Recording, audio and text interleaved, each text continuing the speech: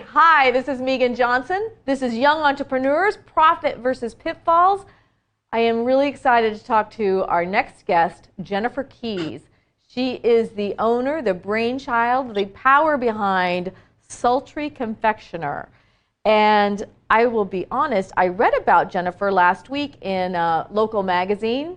And when I saw some of the images of her cakes and her creations, I just about fell over because they didn't even look real. They were just so incredible.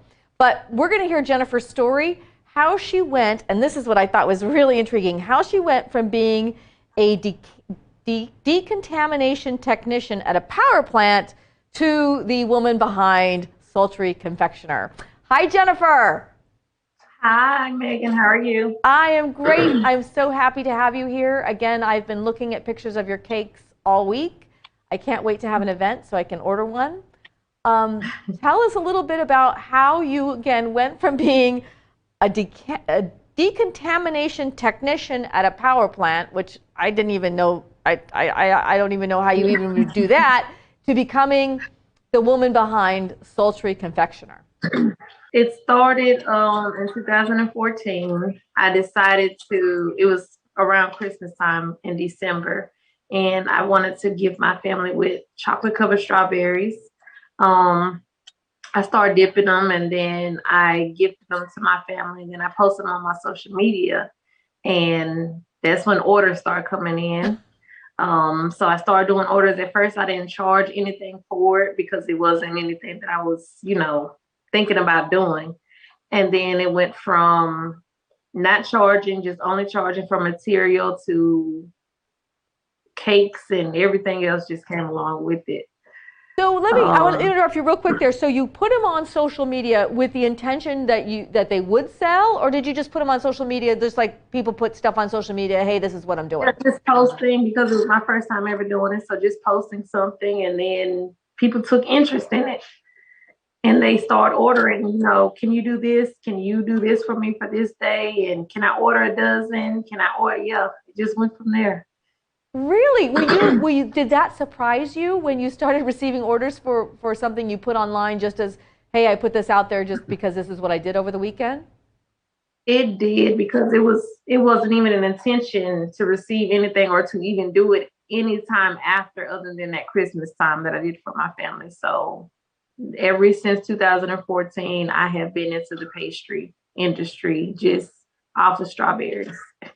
And so were you, at the time though, were you still working like a traditional job being the decontamination technician? Were you still doing that when this happened? Yes, I was. I had just actually started that position because I worked at a doctor's office first. Okay. And then I went into traveling nuclear work. And so I had just got started with that. And then after I received the orders from my social media and I started traveling, I started getting orders from people at work. And it just kept growing and growing. And then as the orders came, I'm sorry, let me clear my throat. As the orders came, I just kept getting better and better with them. And so how long from you put them online, you started charging for materials, and then when did you say, okay, I'm going to charge a full price for this product? What was the timeline there? Once I started seeing how much the material was costing, and once it started getting better, yeah, that's when I decided, okay, I can charge something just for me working on it. I could start charging for the work of it. And would you say, was that like about a year's time or less, or? No, it was probably a few months. Oh, wow. Okay. Yeah.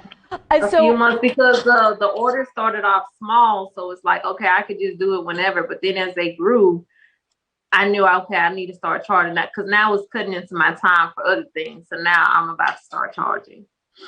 So how long so you put the strawberries online, you pique people's interest, they start buying them, you're still working your traditional 9 to 5 job. How long till you left that traditional 9 to 5 job and said, you know what, being the Sultry Confectioner, I'm going to put all my energy there? What was the time frame there? This year, actually, Oh, wow. is when So, this year. Um, then when I was in Mississippi, because it was a business in Mississippi, so I haven't always been a sultry confectioner. Before the sultry confectioner, it was Sugar Queen. oh, And that was my name when I was in Mississippi, Sugar Queen. okay. Um, and I went from, once I moved here, I was still Sugar Queen. Once I moved here 3 years ago, I was still Sugar Queen. I decided I wanted to rebrand myself from Sugar Queen into a new upscale type baker. Okay. So I dropped the Sugar Queen and I just rebranded myself. February 14th of this year was my rebrand to the Sultry Confectioner. How fitting that it was on Valentine's Day. Yes, Was that on purpose? it was. I love that. It And was. when you decided to rebrand yourself, did you seek professional help to do that, or was that all on your own doing? Yeah, it was all on my own doing. I had someone that I met when I first moved here to Arizona. Her name is Nick Fields. I met her and we kind of like together came up with the name The Sultry Confection after I told her this is the type of image that I wanted, because I wanted to take away the modern day baker where you see the person in the kitchen with an apron and a hairnet and all that. I was trying to take that away, the image of a baker, and turn it into someone who's classy and upscale and luxury. So that's where the name Sultry came in at. So, this is interesting. So you felt that the kind of the image of the Sugar Queen was the traditional, person in the bakery baking, with the, as you said, the hairnet on and the apron, and you wanted to make it look sexier, is what I hear you saying. Yes. And Yes.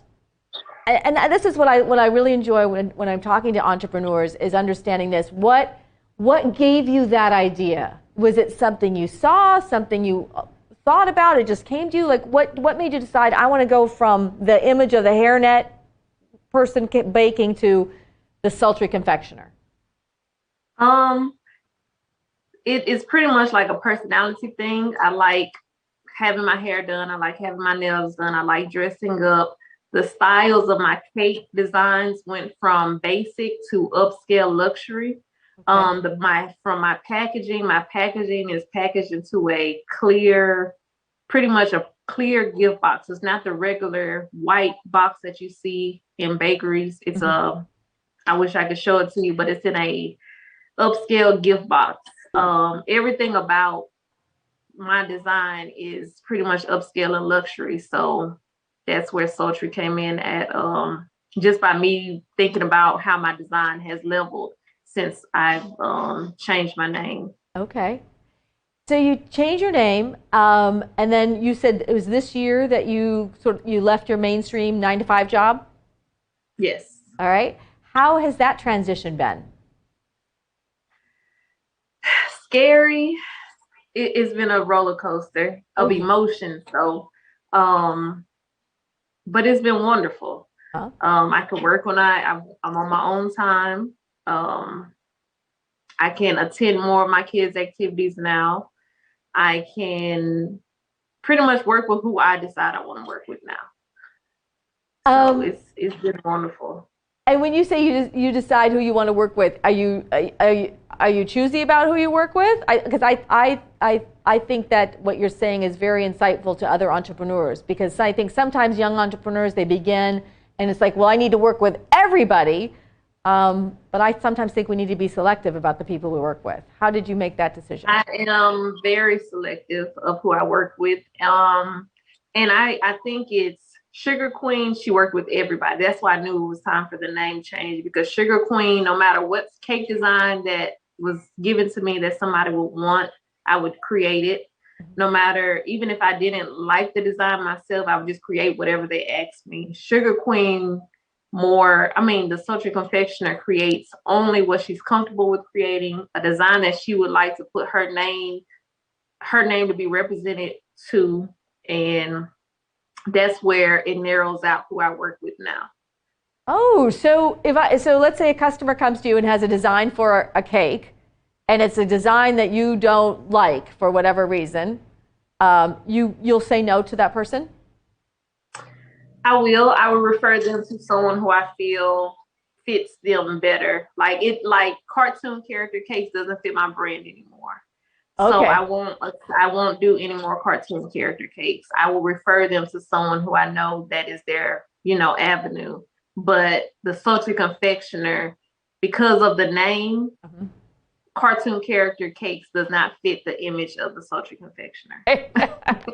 I don't think I want to see a sultry cartoon character. I agree with you on that one. So let's, if you don't mind, let's back up a little bit. I'm jumping ahead. You started out with the strawberries. Do you still do strawberries? Because what I hear you talking about now are cakes. So at this point, I was pretty much still trying to figure out what it is that I wanted to do. So I was all over the place. I was from strawberries. I did like custom made clothing designs for kids' birthday parties, like little tutus and designer shirts.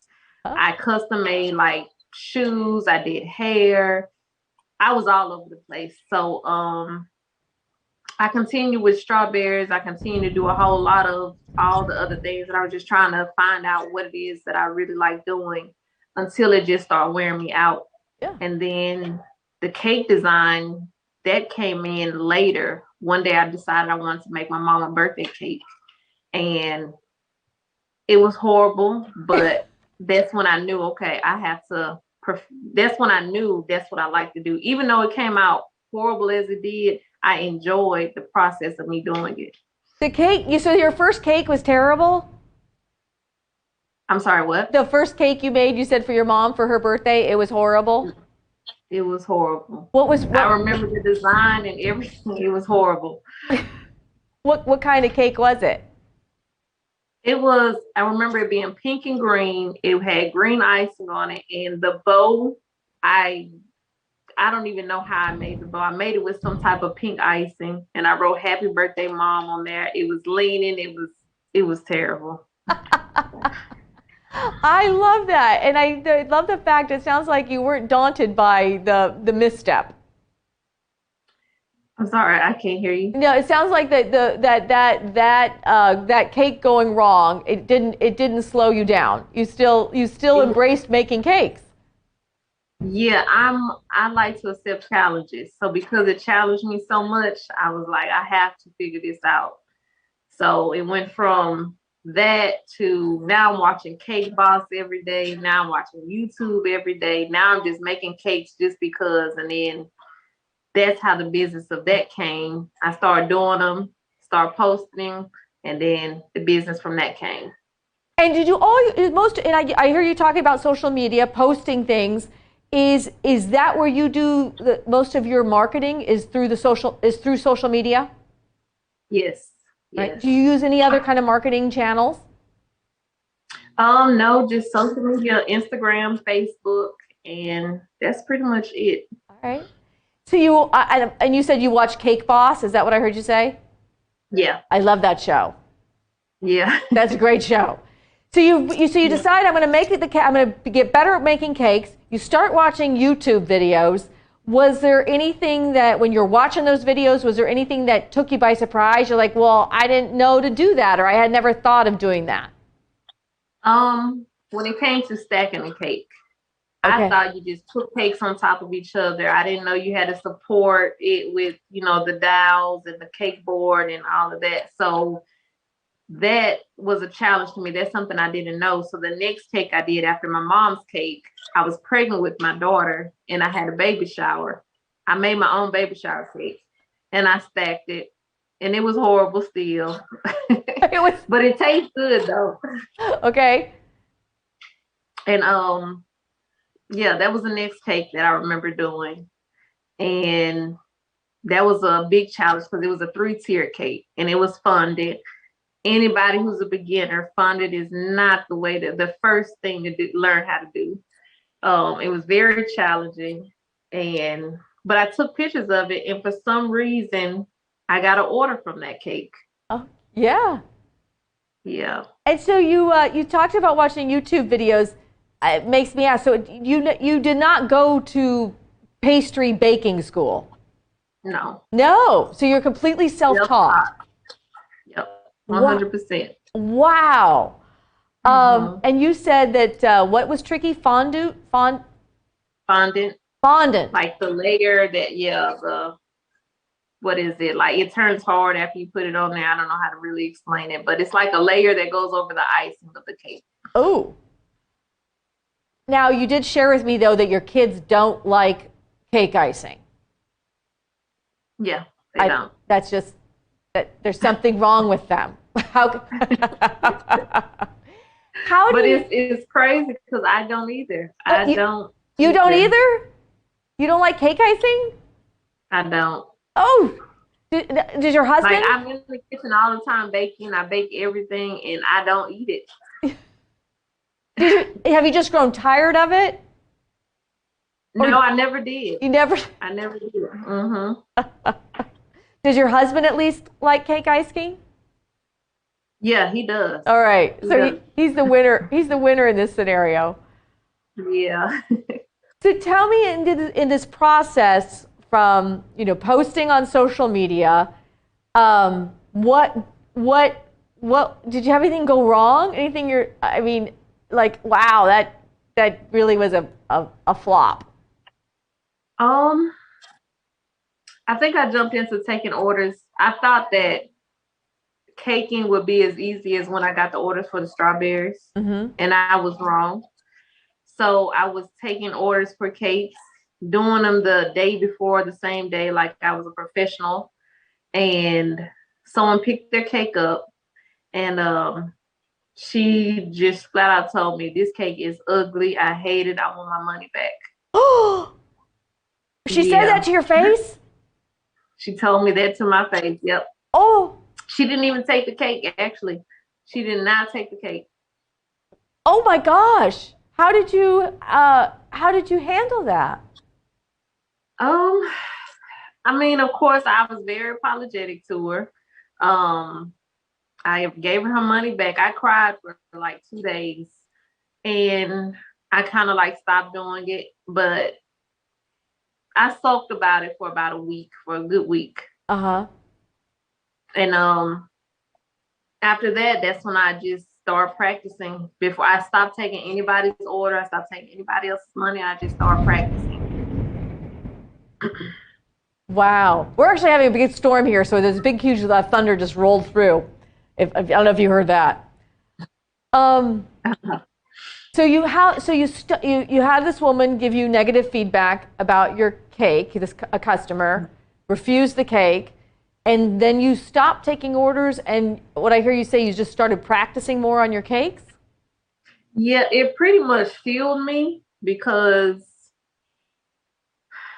I don't know, I felt like it wasn't, I felt it wasn't nothing wrong with the cake. And that's where it comes into where you're dealing with other people, where you're dealing with the public, like,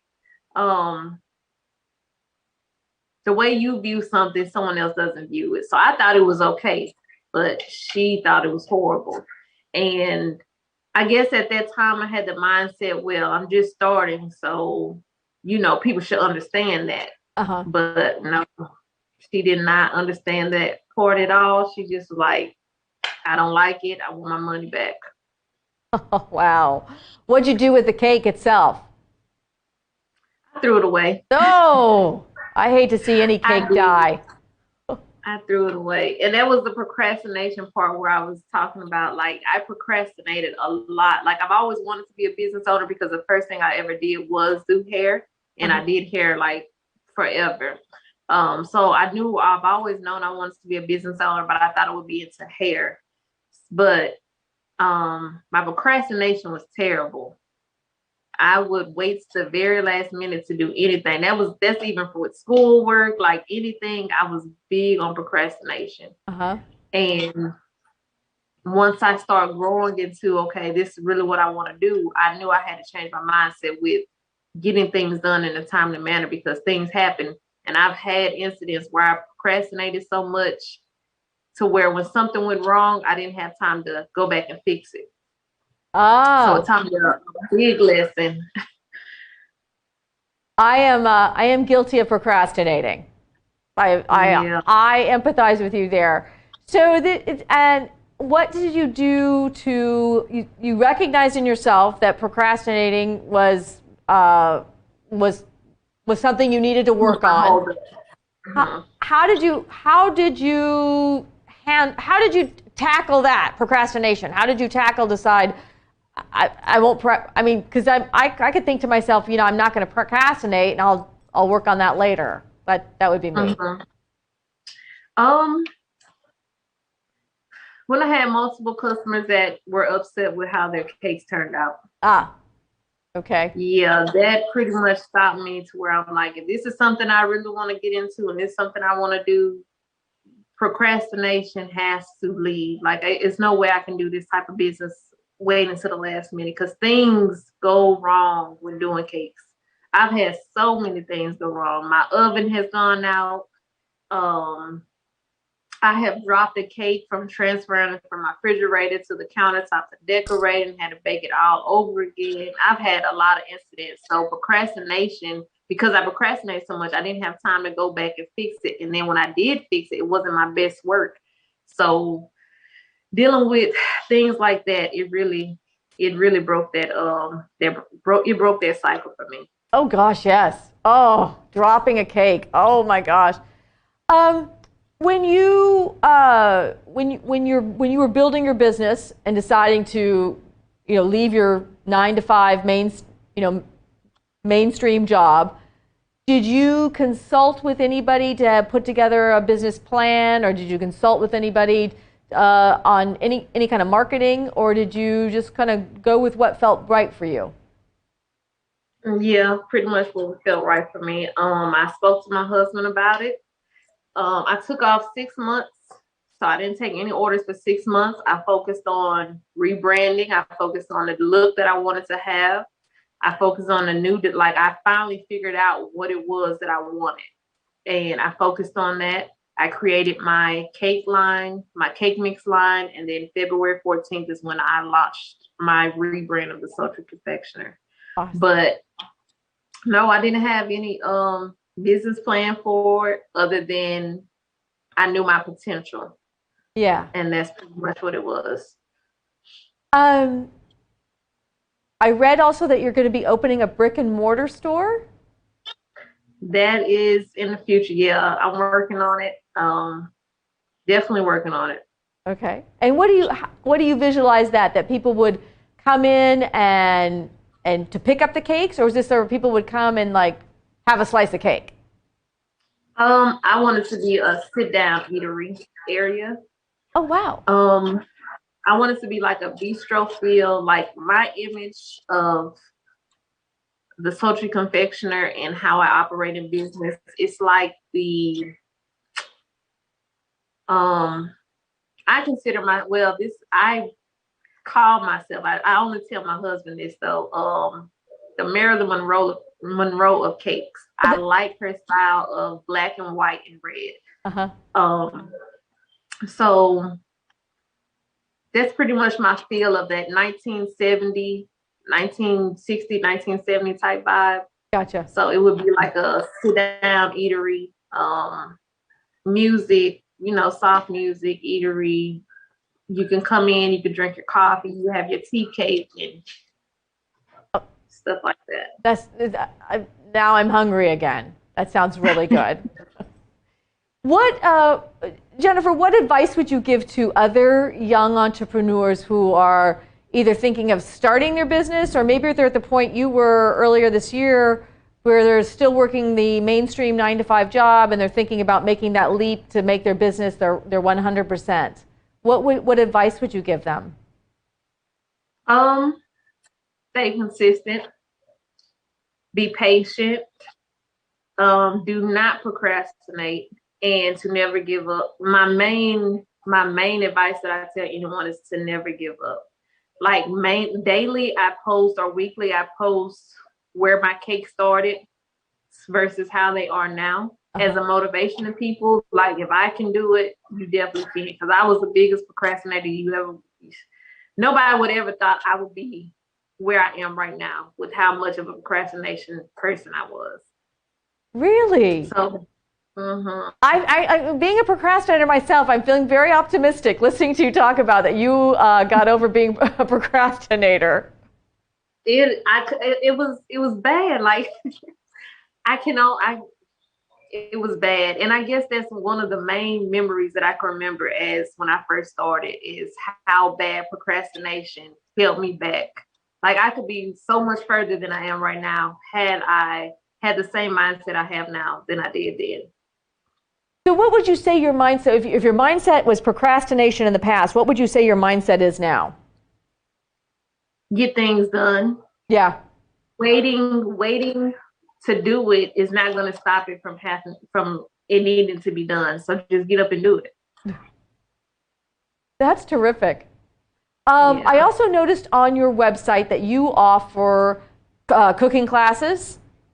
Is that correct? Or baking classes? Yep. Okay. And are those done in person or were you doing them virtually during the time of COVID? Yeah, both. I do in-person one-on-one sessions.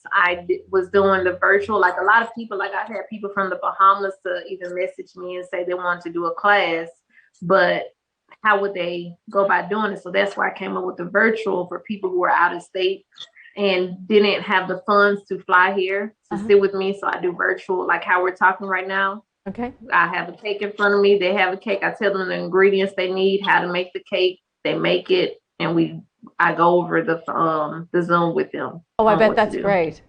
Oh, wow. And I also noticed that you do offer assistance in other people branding, correct?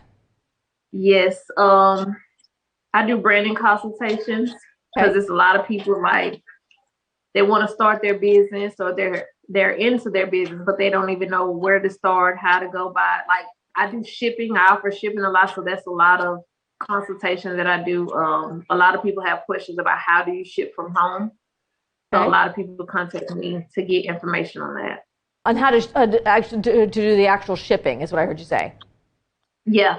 I ship my product from home, like my cake jars and my cookies and my cake mixes, so I can ship them I ship them nationwide, actually. Okay. But I ship them right here from home. I create my labels, my shipping label, like everything I do here at home, and I ship from my house.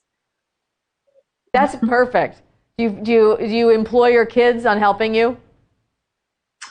It's just me. My kids, when I have a big sale going on, my kids help me. Yeah. Oh, it's terrific. Yeah. Okay, so I don't want to keep you longer than I promised. Jennifer, if people wanted to get in touch with you, find you, learn more about your branding, your cooking classes, and especially those amazing cakes, how do they find you? You can contact me through website, www.thesultryconfectioner.com, by phone, 601-334-6650, or by email, thesultryconfectioner@gmail.com. And again, I encourage everybody to take a look at these cakes. They're just incredible. They're works of art. Thank you so much, Jennifer. This has been fun. This has been great, and I honestly can't wait. I'm trying to think of having a party so I can order one of your cakes. Anytime. All right.